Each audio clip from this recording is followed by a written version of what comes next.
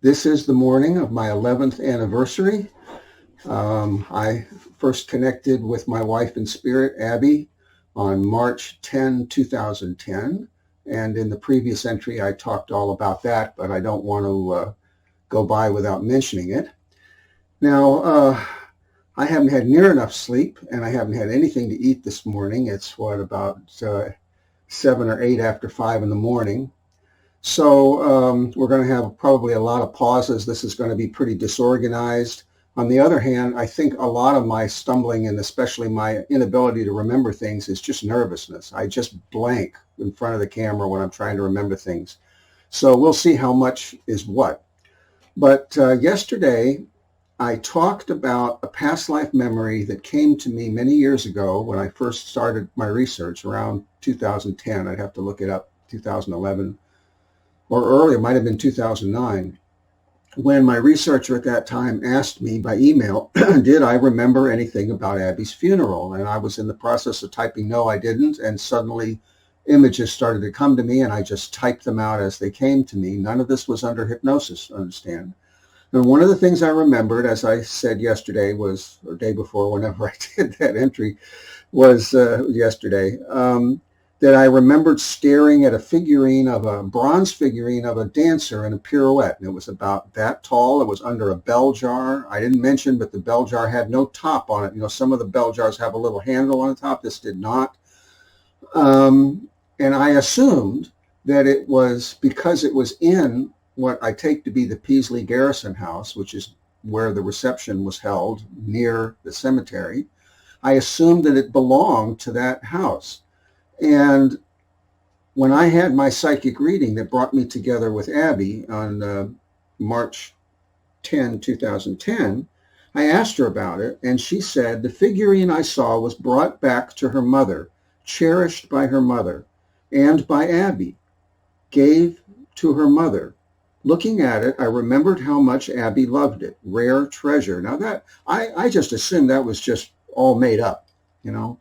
But there's other things that Candace said that seemed to be just out of the blue, like saying that one of the children died of fire, you know. But now it's beginning to look rather plausible that Matthew and Abby's second child, Sarah, who Abby is buried with, it's like Abby's name is on top and Sarah's name is underneath. It's a double tombstone, which is kind of rare, I think, that maybe she did die by fire. Maybe they gave her into the care of somebody else while Abby was sick, and she caught fire, which used to happen quite often, and she died that way. So if that's plausible, maybe this is plausible too. And I got to thinking, maybe the reason I can't find any record of this figurine connected with the Peasley Garrison House is because it didn't belong to the Peasley Garrison House. It belonged to Abby's mother, and she brought it along for the reception. Now, that's possible if it represented Abby and it was something that she loved, and maybe right before she died, she gave it to her mother, and her mother, Sally, saw fit to bring it to the reception. And there, Matthew, of course, knowing the history of this, was sitting down on the sofa, and right in front of him is this symbol of Abby, which Sally, it would have been comforting to her, but it was torture to him, see? So with all of his friends who didn't know Abby that well, laughing and joking and having a good time, and him screaming inside, the only way he could keep from running out the door, this is what I remembered, was by staring at this figurine. Now it makes sense why he would have chosen that figurine to stare at. See, before there was no context. So I got to thinking about that, and I got into the Portland Transcript. I have to put my mouse away. I got into the Portland Transcript specifically to look up, to photograph for us today, a couple instances where Matthew, in his tributes to Abby, mentions her dancing. So that's not difficult to find. One of them is in George W. Light's Keep Cool, Go Ahead, and a few other poems. He plagiarized almost all of these poems from Matthew and Abby, apparently from when he was the editor of The Essayist back in the early 30s, and Matthew and Abby's work appears in that. So he just took their poems from the day, did a little revision, and published them, inferring that they're all his. I mean, he doesn't actually come out and say they're all his, but it's with his name is on it, and he's inferring they're all his. Now, this is Sunrise Song. I've read it before, and it's it's an ecstatic poem of getting up in the morning. I think it's when Abby was in love with Mathew, when she was quite young, and she, of course, hadn't told him yet. But this also has a little smoking gun in it that she talks about dancing among the streamlets. Well, George W. Light, almost for sure, doesn't dance among the streamlets out in nature. You know, it's possible, but it's extremely unlikely. So this is Abby's poetry. But she says, fourth, and I've mentioned to you that she uses this double exclamation style, which is probably rather antiquated. This book was published, I think, 1853, you know, but these poems were written 1830, something like that. Fourth, fanned by morning's purple wings, pluck the opening flowers, join the song the springtime sings in its blushing hours. Dance, while the chanting streamlet rings through the rustling bowers. So that's just an example of Abby describing herself dancing out in nature. This is something apparently she would do for Mathew. She would sing and dance for him out in private in nature, as Candace described them reading metaphysical books together out in nature. And you will also find a mention in Lady Geraldine's Courtship, which was plagiarized by Elizabeth Barrett Browning from Mathew, of her singing for him out in nature. And he talks about her as a naiad, which he often talked about, referred to Abby as a river sprite, see? And she, in that poem, there's a reference to a child's emotion and a god, the way that she sang. You know, well, that's the way he perceived her as a, you know, young prodigy. It all ties together. In the 1846, 1847 Portland Transcript, this is a gem, this thing. I have to give a little context on this. Charles Isley, the editor, who is buried, well, I guess that way, about 5 minutes drive that way. Hopefully I'll find his stone and talk about him a little bit when I visit the cemetery. They were friends. We know they were good friends because Mathew writes to his brother, John Greenleaf Whittier, asking him to write a poem for the Transcript as a favor for his friend, the editor, Charles Isley, which he never does. There are some of John Greenleaf Whittier's poems in here, along with a number of other famous people in here, because this was a major literary magazine, this Portland Transcript newspaper. But John Greenleaf Whittier never complied. He never wrote a poem, so far as I can see, for the Transcript. And this was typical of Mathew's relation. His own brother basically kind of didn't treat him like an equal, you know. But here, in the January 17, 1846 edition, we have Mathew's tribute to Abby, posthumous tribute. I have to find it, called To a Bright Lady, which I've read before. But in it, he says, dance thy gayest dance, lady, move in airy motion as the dreaming seabird moves with the swelling ocean. Beautiful lines, and Isley makes a mention of it in the two correspondence column, praising it. So we have two references to Abby dancing. So that dancer would have probably been given to Abby as a present by Mathew. We don't know whether he could afford her. You know, he knew a lot of artists. It's possible one of them did him a favor. It could have been one of her sisters. But anyway, it all ties together, as you can see. Now, to give a little background, in 1845 and 1846, Mathew was in New York City writing for the New York Tribune with his accustomed go-to secret signature, a star or a single asterisk, which historians have mistakenly attributed to Margaret Fuller, who herself, after the rumor developed, she demurred, you know, and said, oh yes, that was me. It wasn't. So, but he was maintaining his second family. He had, I think, 2 children at this point. I'm not sure. I'd have to look it up. And he would come back to Portland off and on when he could to visit his family. He couldn't live with this second wife. This was an arranged marriage. I've figured out, was arranged a year after Abby died. his mother had to have tricked him by going to a seance, which we know she did. I think Esther Carter was the woman that used to take Matthew's mother to seances around this time. She must have told Matthew that Abby wanted him to marry this woman of his mother's choosing, sight unseen. And it was a disaster. It was somebody that his mother thought would keep him in line, I think is what it was, to preserve the Whittier name so he wouldn't do anything embarrassing. I could be wrong, but that's the impression I get. At any rate, he was in New York City. He would visit Portland to visit his children and his second wife, and he would write for the Transcript. In mid of 1846, both Matthew and Margaret Fuller left the Transcript, which is to say left New York. Margaret Fuller went overseas to Europe and became their foreign correspondent, I think because she had been living at the Greeley house. And I think that Greeley and her didn't get along so well, but his wife was a big fan, see, so his hands were tied, and he figured out a way to deal with the situation. He promoted her overseas to get her out of the house, I think. The feminists are going to hate this, but I'm pretty sure that's how we got the first female correspondent, to get her out of the house because she was insufferable. I know there's a lot of people not going to like that.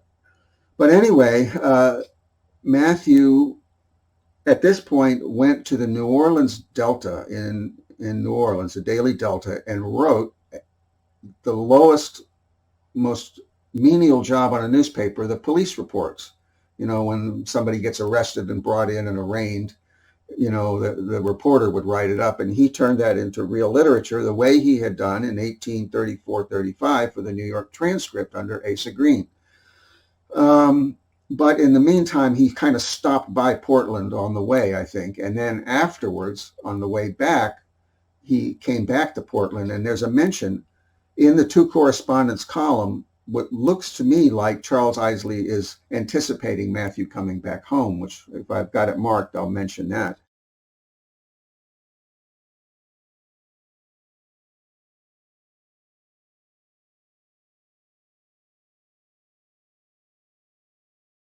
Now today, I don't think I'm going to keep announcing, I'm going to put this on the screen, I'm going to put this on the screen. I got to get this away from the newspaper. I'll just talk about things, and then after the fact, I'll go in and slip in the substantiating graphics. Now, so I strongly suspect that that figurine may have come down through Abby's family. Now, I do know that in 1910 or 1902, I forget what it is, there was a big auction of the Poyen family articles, including their dinner table and a whole bunch of other things are listed. I don't have that on my fingertips here.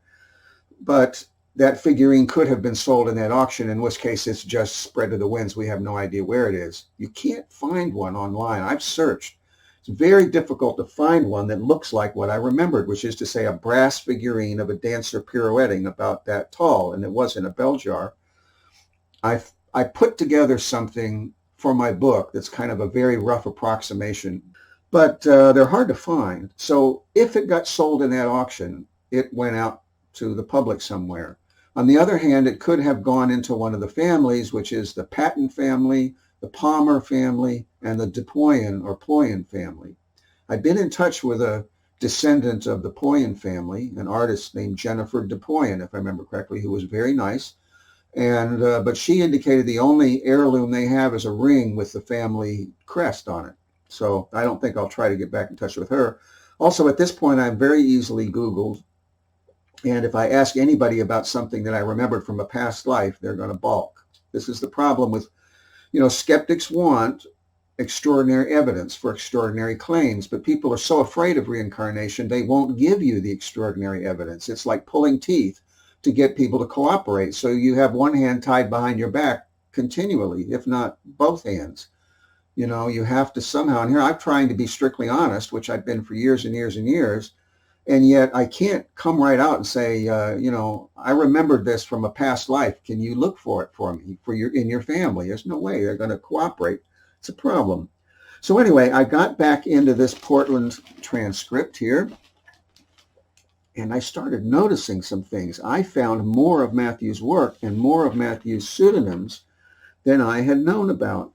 Now, how can I approach this? Because I've just got them all, I've got markers in here. I ran out of my real pretty ones, had to go back to my old pieces of paper. It appears that Matthew was using at least two pseudonyms that I'm not familiar with. Now, let's start with the Eothan Spike of, let's see, January 10, 1846. You will see in the close-up that I'm using that Eothan Spike's first and last visit to Portland. This is Matthew's very first Eothan Spike story. Matthew is historically known only as the author of this Eothan Spike series. According to his biographer, he stopped in the middle of the Civil War, but I know that he picked back up, and the last one I was able to find was, I believe, 1875, which I have a copy of. No need to show that. You will note that right next door to it is one of his star-signed pieces. It's an introduction to a poem called The Two Bridals, and it's another tribute to Abbey, but it's apparently he pulled it out for somebody else who was in a similar situation. And it expresses the idea that when somebody dies, like a woman dies, she becomes the bride of Christ.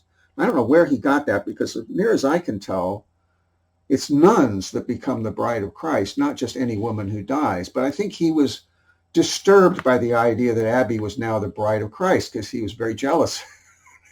And he was trying desperately to accept it, but it was bugging him. See, there's another reference to that too. Well, anyway, that's right directly next door to Eothan Spike, Matthew's first piece. Of course, nobody, in the public knew who this was at all, but I know from my research. So he has both of these pieces side by side. And as I've mentioned recently, this was very typical of Matthew, that he would have his pieces on the page side by side like this. Way more than chance. Sometimes it definitely seems like it was intentional. Sometimes one piece informs the other, sometimes not. So that we know. But then it appears that Matthew had also been writing as Eothan and spelled a different way. Eothan, which means the very early dawn. See? And he had been Eothen. So there's a couple pieces in here under that signature. They're poems. And I hadn't known that at all. Now, these are pretty much in his accustomed style, which you also see in The Raven. And that's a signature Matthew would have adopted. And it's mentioned, I believe, by Charles Isley in his two correspondence column. The two correspondence column is the way that the editor interfaces with the people who are submitting pieces to the paper. He'll say, well, it was submitted, or no, it wasn't. Some of them are kind of sarcastic comments. Charles Isley went pretty easy on that. Some editors really laid it on thick. So that's mentioned. And one thing I've learned in research is to look at that column, because it'll tell you things where he's personally corresponding with Matthew. Like the one in here, there's one in here where he's anticipating some unknown person's return from a distant place on August 1st, a friend. Well, that's probably Matthew down in New Orleans. So, there's a lot of cross correspondences here. And this is the problem that I have with something this deeply hidden, with all of these intricate cross correspondences. How are you going to prove to somebody Matthew's ownership of one of these pseudonyms in an email, or in two emails or three emails? Because it just doesn't look that strong until you see all of the interconnections. I keep emphasizing that. I don't know how much better to put it, but you can't pass judgment on this study unless you really put yourself into it. Now, I'm going to read one of these poems. This is, and let's find out what edition this is. It'll be the one after is November 29, so this would be November 22nd edition. It's signed Eothan, Portland, November 1845, which means that Matthew was in New York, but he went down to Portland in November for some reason. The Oriental City. I've already read you Iona, one of Matthew's poems about an ancient ruin. Clinging to the foaming water, fair Damascus, like a daughter, drinketh life and vigor ever from the swiftly rushing river. On the floors of marble rare shines the moonlight, soft and fair, and the fountains falling there, in their gushing melody, sing a tender lullaby. Bright and golden light is beaming, where the lamps alternate gleaming shine as heaven-eyed stars between the river's boughs of bending green. Heavy is the fragrant air, and the burden it doth bear. Is the breath of roses there? Clustering large and bright they glow o'er the river's bed below. There is bliss for thee, O stranger, when o'er sea and sands a ranger. This brightly rising paradise gives greeting to thy weary eyes. Amid the roses blooming, at tender hour of gloaming, forget that thou art roaming, and at evening take repose where the foaming river flows. You know what my guess is? My guess is that Matthew stopped by the Merrimack River, which used to be within sight of Abby's family home, where they used to sit out. You know, couples used to sit up together. You know, that's where they sat up and looked at the Merrimack. I mean, there's a river in Portland, but I'm guessing that he had stopped by the Merrimack and wrote that. So that is also Mathew Franklin Whittier. Now I'm just going to go through, you know, you can see how many markers. I'm just going to go through these markers, maybe in date order. Let's start at the very beginning. So here we have I have to back up to the front page to get the date. I don't want to be in too much of a hurry, because these are really fragile. This is the November 1, 1845 edition. And on this page, you will see that there is a story called The 10th Day of the 7th Month by M.F. Whittier. Matthew signed this piece. Actually, I think some associate editor put his name on it, and that he had not signed with his name. Maybe he used the asterisk, the star, and this person just thought it was, you know, just some footnote or something and put his name in it. But this is a rather satirical look at the Millerites. This is a meeting of the Millerites. I've quoted it many times before in other contexts. The point is, we definitely know that Matthew has a presence in this newspaper at this time. Okay, no question. And then I've just read you the Oriental City. So moving forward in time, here we have in the January 3rd, 1846 edition, the Two Readers and Correspondence section, the nightingale and the owl shall appear in our next. Then he says the two bridles next week. Well, that's the one I just showed you, the star sign right next to Eothan Spike. So that's Matthew. And then he says Eothan Spike is suspended for insertion. That's the very first one. And then he has another one with regard to Jock Pussy, which I don't know that that has any relation to Matthew, but the first three are Matthew's. Remember, this is his personal friend, Charles Isley, who was also an editor. They both wrote adventure stories or, short stories, and Isley very strongly praises Matthew's first efforts in this field, and he was an expert. So here we have Eothan Spike and the two bridles, the star right next to each other, in this same edition by Eothan, E-O-T-H-E-N. Now, Eothan appears in the same edition of the Portland Transcript that Eothan Spike first appears in. Okay, so this is the way Matthew would develop his pseudonyms and his series. One would spin off from another. He'd start Eothan, I don't know how you pronounce it, which means the earliest dawn. And then he took that and turned that into Eothan Spike as his caricature, who was just kind of brought in as an example in the first one. And then Eothan Spike became a character in his own right, and so forth and so on. So here is a poem, which is a little tough to read. The lighting won't look so good, but I'm going to bring this down where I can see it and read this poem. It's translated from the French of de Jussien. I don't know how you pronounce, I can't pronounce French, Jussien. Now, I looked that up, and all I could find was, I forget what field he was in. He's a scientist named de Jussieu. with an U at the end. I couldn't find any author or translator or anybody else named De Jussien. But this is a retelling of Aesop's fable. And I know that Matthew loved Aesop's fables and variations thereof. He uses them throughout his work. So this would be absolutely typical, but this speaks to his anonymity. Here he is telling us basically why he loves to write excellent work that nobody ever recognizes as his.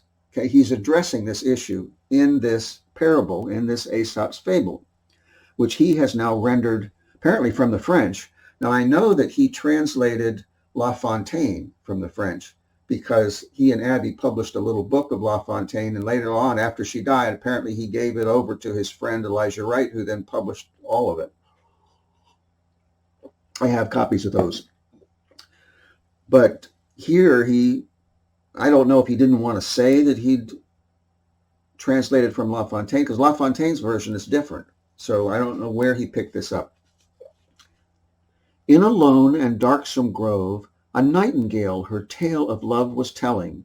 She warbled clear and free, she poured her song of ecstasy, and still she grieved not that these notes should flow unheeded from her throat. But little distance from the spot, an owl enjoyed in hollow oak the gushing cadence of her song that flowed in measures sweet along, and, peeping from his hiding place, with more of candor than of grace, in croaking tones he tried to say his sage reflections of the day. You must be dull indeed, quoth he, this way to waste your melody. Alone you chirp your roundelay, and sing as on a holiday. Now as for me, I nothing care for your soft measures. On my ear unheeded falls your nightly strain, which I ne'er care to hear again. Now I have reason, I have sense, and these, much more than eloquence, should teach you it is vain to try your matchless powers of minstrelsy. Then why thus spend on senseless heart all your fascinating art? When the wicked bird had ended, the nightingale thus condescended. The talent that shines only bright in flattery's false, delusive light, but gives a gleam to lead astray from virtue's high and purer way. True modesty from curious eyes hides the bright luster of its prize, not caring for the vulgar crowd who cry their praise or blame aloud. I love to blend my nightly song with brooks that flow their course along. I love to hear the sad winds moan and answer echo to my tone. And as for those who chance to hear with tuneful soul and heart sincere, if they enjoy my harmless strain, the pleasure comes to me again. So that is Matthew as Eothan, directly addressing this issue of why he wrote anonymously. Basically, he knew that if he went public, he's now dealing with critics, he's dealing with the public. The critics, on the one hand, don't understand what he's doing and make all kinds of intellectual criticisms and dismiss it. The public is too ignorant. So he's singing for his own joy, and if anybody else gets it, then that's wonderful for him also, you see. Then we come to a Bright Lady, which I've already read to you. That is in the January 17th, 1847 edition, signed with a star. I have used that one for a particular reason, which you'll see probably at the end of this being my anniversary. Now, we move to, let's see, this is in the next edition, which is January 24, 1846. And we have a piece for the Portland Transcript, unsigned, regarding Ezekiel Doolittle. Now, this is a typical story by Matthew, but it's unsigned, and above it, the editor has written, "Our friend Quiz who favored us with the laughable account of Eothan Spike's first and last visit to Portland, published week before last, has chronicled below a passage or two concerning Thomas Jefferson Bigelow and Ezekiel Doolittle, two well-known characters. Well, we know definitely that Mathew was Eothan Spike. So therefore, the editor of the transcript, his personal friend, who we know is his personal friend because Mathew wrote to John Greenleaf Whittier saying that he was his personal friend, has identified the author of Eothan Spike as our friend Quiz. However, I found nothing else from our friend Quiz. I found nothing else signed Quiz. This is January 24th, 1846. There's something from the New Orleans Delta, but Mathew was not in the New Orleans Delta yet. Mathew was still working for the New York Tribune. So now we have two new signatures, Quiz, which I haven't found anything by Quiz, and Eothan. Okay, you can see how this goes. And Mathew's pattern of pseudonyms, he was determined to keep anonymous, and he would generate a pseudonym, and then just as soon as he thought somebody might catch on to it, he would move to another one, kind of like somebody running from the law, except Mathew was running from the public and the critics. So I guess I could read a little bit of this, but note the Bigelow name. Mathew was way first using this name Bigelow. He used it with an E, Bigelow. It was way before James Russell Lowell, who was imitating Eothan Spike when he started his Hosea Bigelow series in the Bigelow Papers. So I haven't read this. I'll just read like the first paragraph or so. Ezekiel Doolittle was a case. He contrived to sponge more dinners, cider, and tobacco from the community than any other man this side of Cape Cod. Zeke found himself one summer afternoon near a small town not over 100 miles from Portland, kept by Mrs. C with a line, and he not only found himself there, but confounded hungry also, and without a red cent in his pocket. However, he was not the man to despond. So walking into the bar, he courteously saluted the buxom landlady and called for supper. In due time it was served.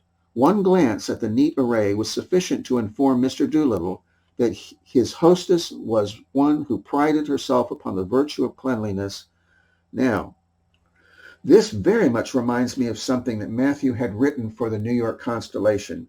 It's going to take me time to find it. I am 100% sure that Mathew wrote a very similar story, if not exactly the same story, might even have been with the same name, of a man who was, a vagabond and who was hungry and had figured out a way to get free meals by, he would go in and order a big meal, and if I remember correctly, he would suddenly say, wait, there's my horse, like somebody had stole his horse or something, and go rushing outside to get his horse, and then he was gone, see?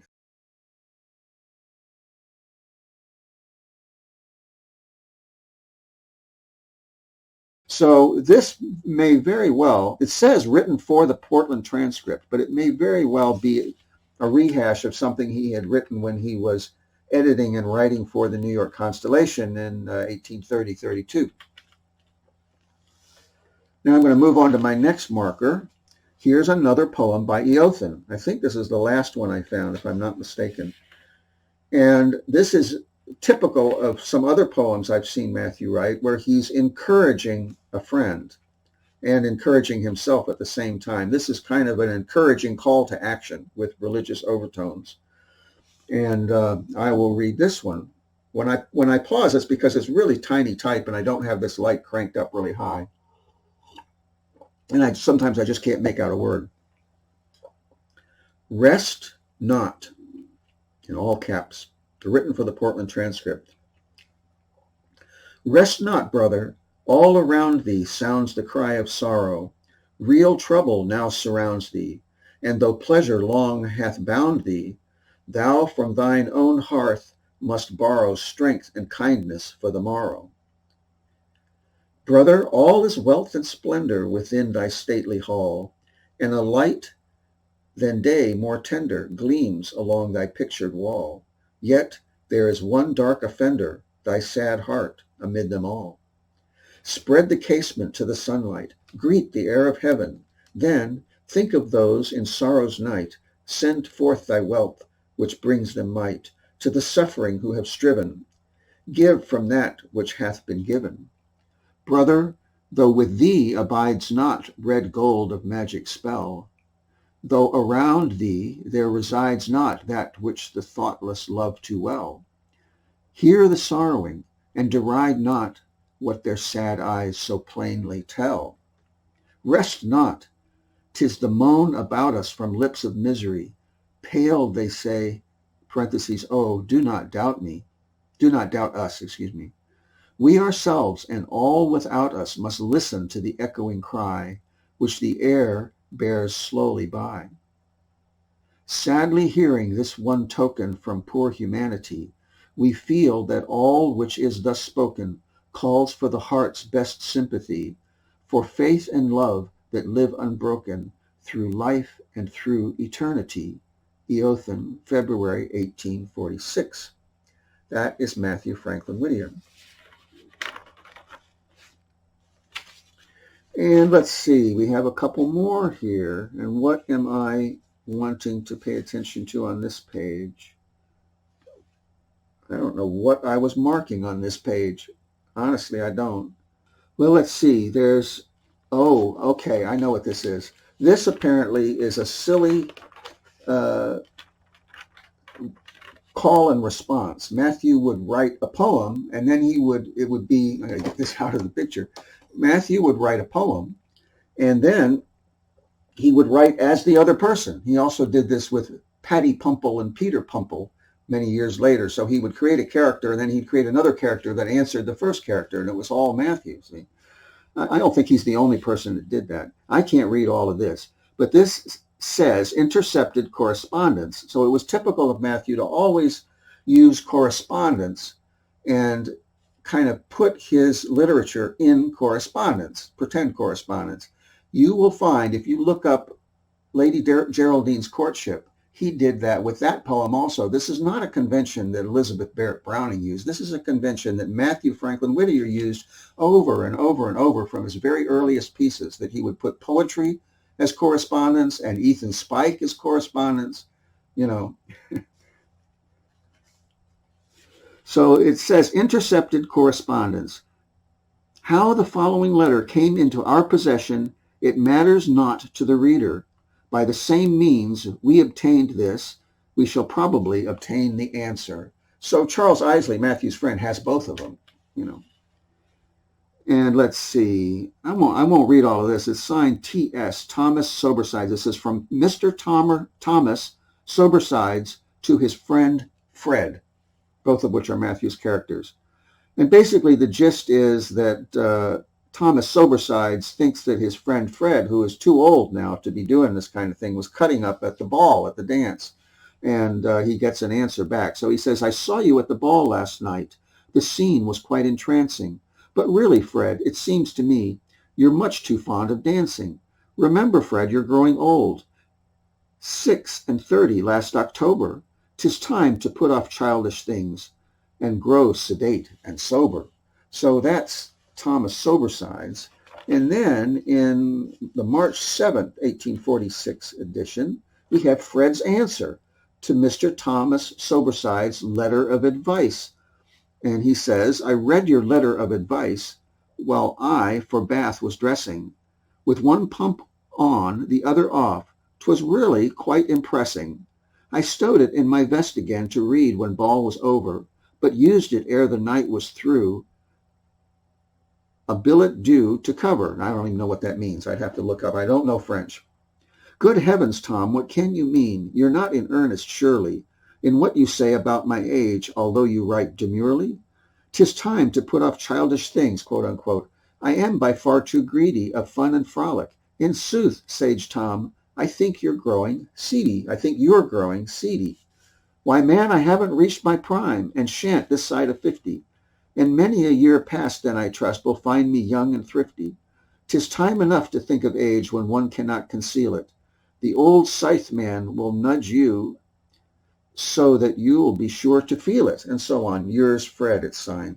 So that's also Matthew. And again, he probably never wrote as those people again. So Matthew would come up with a character to answer, and then that was it. You'd never see that one again. He'd move on to another idea and another pseudonym.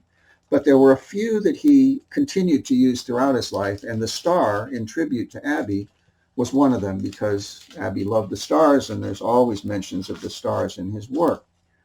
Now, I'm going to put this aside because there's one more thing that I just realized. These are just little realizations that I have. I hope I don't have a glitch there. I just touched the mouse. Sometimes this program is very persnickety.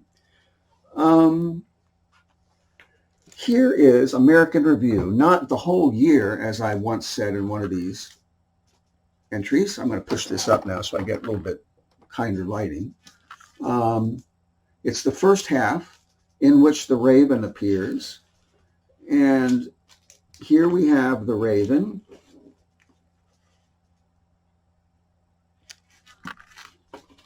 I won't tell you how much this cost. I have another one. And I bought them because I am 100 absolutely % sure that Matthew was the author of The Raven.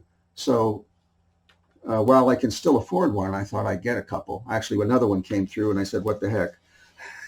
This one. Because, and I wonder what is going to happen to the value of these, and when it's in Poe's reputation, when it is really understood that Poe stole The Raven and did not write it, did not write a single bit of it. He revised it a little bit. When he published it in the New York Evening Mirror, scooping Matthew's appearance in this review by like a day or two, he modified a couple little things. And one of the things he did was to take out one of Matthew's favorite words, sublunary. He had no idea that that was one of Matthew's favorite words.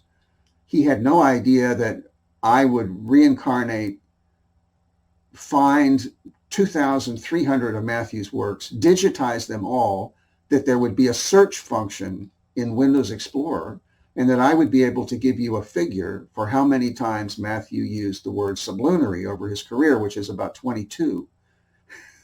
Okay, so he didn't know that when he took out sublunary, he was giving me a nice little smoking gun.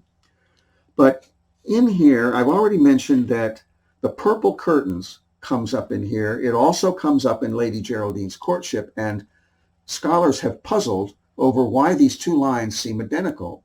When this was brought up to Poe, what he did was to admit to the lesser crime. This is something that dishonest people do all the time. They'll say, well, I didn't eat the whole cookie jar, but I did eat one, or I did think about eating one and took it out and put it back. When actually they said, but the dog ate the rest of them because I accidentally left the cover off. But he actually ate all of them. See, the dog didn't have anything to do with it. Well, this is what Poe did when these identical lines or near identical lines came up in The Raven and Lady Geraldine's Courtship, because Lady Geraldine's Courtship had been published a year before in England. He said, yes, you've caught me. I admire Elizabeth Barrett at that time, before she was married to Robert Browning,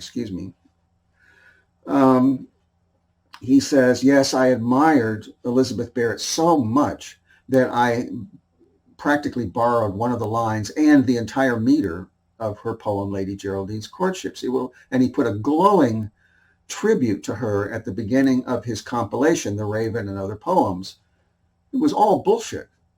The fact was that he and Elizabeth Barrett had obtained those poems from the same source, which is Mathew Franklin Whittier. I know that sounds ridiculous. I know we got smirks, we got smiles, we got the corners of the mouth turning up. This is the answer to this. And if you don't believe it now, you will see. Someday you will see it. Now, so the purple curtains was because, and this is extrapolation and past life memory, Abby was from royal heritage. Her father was a marquis. She looked like a little queen. Matthew thought of her that way, as a little queen. He possibly would give her things that would make her feel comfortable, more like her origins, because he was poor and he had brought her into poverty, and he felt badly that he had moved her from, an easy lifestyle into poverty. And I had a past life memory that he would sometimes come home and she would be ready to scrub the kitchen floor or something, and he says, no, don't tell anybody, but we're going to reverse everything. You sit at the table, you read the newspaper and smoke a pipe. They had little porcelain pipes for women, is what I remember. And I will do the kitchen work. And Matthew would do the scrubbing after he'd come back from running the store or whatever he was doing, So he would buy things at auction that were like secondhand, which she hated that it was secondhand, but she didn't ever tell him. This is what I think, that were like upper scale, So he probably would give her things like silk, cloth or pillows or things that were kind of upscale. But she loved the color purple, not only because it was the color of royalty, but because it's this color of spirituality. See? So the purple curtains would have been hers. That's why they show up not only in The Raven, but also in Lady Geraldine's courtship, because when he was grieving, they were something that he could touch that was hers. And now I find, just glancing at this, there's another one. I had no idea. I'd never read this poem that carefully. It's hard to read. I couldn't even read it when I was in 6th grade. I couldn't force myself to read it because of the grief that kept coming up. But he says, I don't know which stanza this is, "This I sat engaged in guessing, but no syllable expressing to the fowl whose fiery eyes now burned into my bosom's core. This and more I sat divining, with my head at ease reclining on the cushion's velvet lining that the lamplight gloated o'er, but whose velvet violet lining with the lamplight gloated o'er, she shall press, nevermore." Now, we know that this is velvet. We know that it's violet because that rhymes better than purple here. And we know that Abby pressed her head on it, that it was Abby's pillow. Velvet was expensive. This was before velour was invented and manufactured, and everybody had velour. Velvet at that time was quite pricey. Abby came from, upper class. So either she got it as a present from her sisters or from her mother, or she brought it from her own house, or Matthew saved up his pennies and bought it for her as a present. But this was Abby's violet velvet pillow, which goes to show there's nothing wasted in this poem or in any of Matthew's poems. There's no reference that's just arbitrary. To hear Poe tell it in his philosophy of composition, every reference was arbitrary. The whole thing, from the bust of Pallas on down, all was just made up because it sounded good, or the white of the bust contrasted with the black feathers in the Raven. Nothing in this poem was without a meaning, a deep meaning, personal meaning for Matthew, or a symbolic meaning, or a philosophical meaning. Every word in here was meaningful. And the velvet violet cushion was no exception. Now, that's not proof in and of itself. I don't put it forward as proof in and of itself, but I'm telling you in the context, and I am the one that knows the full context of how Matthew wrote and what kind of references he used, what kind of code he used, and the personal relationship between him and Abby. I'm telling you that was another reference to something that Abby owned. And you'll know if you've, for example, watched the mediums work on YouTube, the real ones, that very often people have some object that belonged to the loved one that they've lost. A shirt, they'll wear a t-shirt, or they'll cuddle up next to a pillow or something that has the smell of the one they loved, or the feel, or just they feel closer to the person. Well, that's what Matthew's doing. This is a poem of real grief. This is not a poem of anticipatory grief. Nobody writes anticipatory grief. I've said that in my comments under one of my entries.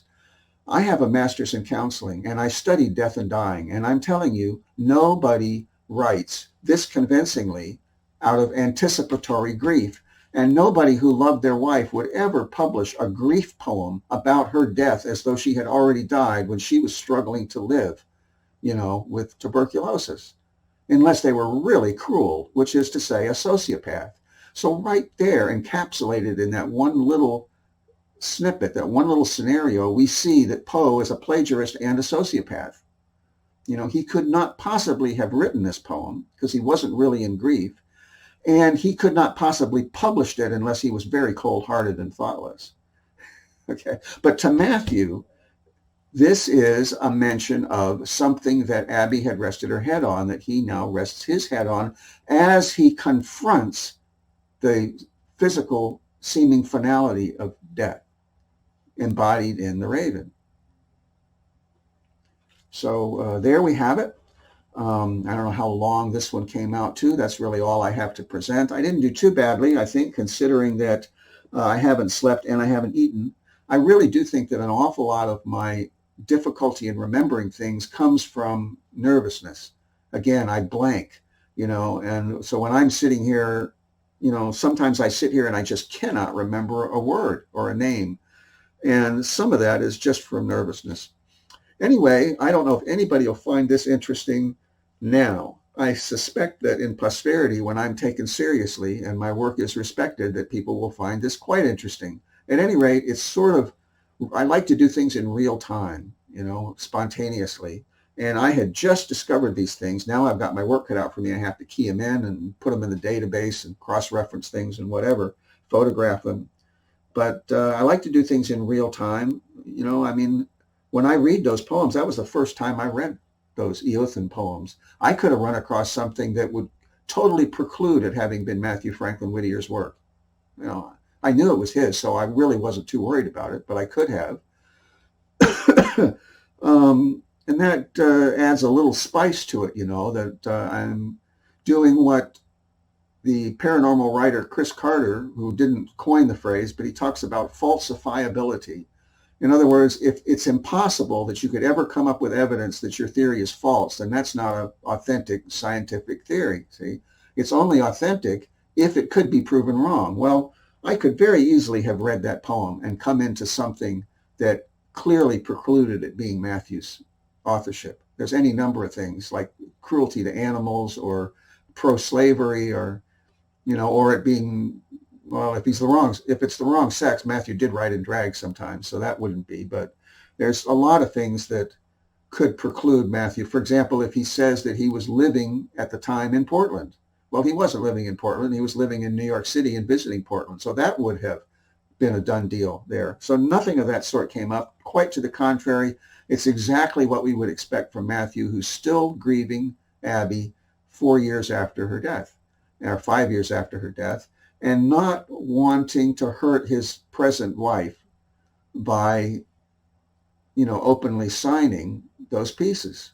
He wants to express his feelings for Abby, but he dare not do so in a public way because it would hurt his arranged marriage, Okay, so there we have it. I hope, again, somebody found this interesting. I would strongly suspect that there's a bunch of things I left out, but I'm not sure what they are now. I'll realize as soon as I turn this off, I'll think, oh, I meant to mention this or that or the other thing. It's so complicated. Here's my notes. Let me go through, take a quick look at my notes, see if there's anything I missed. I can't read my handwriting there. So I think I covered about everything. All right, thanks for watching.